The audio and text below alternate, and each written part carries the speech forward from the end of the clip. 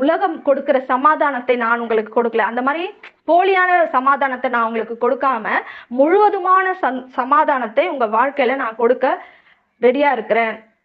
சமாதானத்தை உங்களுக்கு வைத்து போகிற ரெடியா இருக்கிறேன் இல்ல, கொடுத்துட்டு போயிட்டாரு. அவருடைய சமாதானத்தை கொடுத்துட்டு போயிட்டாரு. அவரு எப்படி இந்த சமாதானத்தை நமக்கு கொடுக்குறாரு? ஏன்னா அவர் சமாதானமாய் வாழ்ந்தார். இந்த பூமியில இருக்கும்பொழுது அவர் எப்படி வாழ்ந்தார்? சமாதானமாய் வாழ்ந்தார். அவர் எப்படி சமாதானமாய் வாழ்ந்தார்? அவர் தேவனோடு கூட ஒரு உறவில் இருந்தார். தேவனுடைய வார்த்தைக்கு கீழ்ப்படிந்தார். அதை அப்படியே விசுவாசித்து அதை செயல்கள்ல காமிச்சாரு.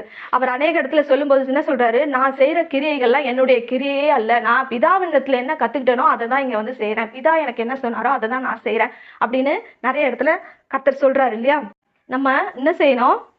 பிதா என்ன சொல்றாரோ அதை இயேசு கிறிஸ்து செஞ்சதுனாலதான் அவரு சமாதானத்தோட ஊழியத்தை செய்ய முடிஞ்சது. அவரால் எவ்வளவு இடரல்கள் வந்தாலும் சமாதானத்தோட இருந்தாரு. போட்ல போகும்போது கூட அலைகள்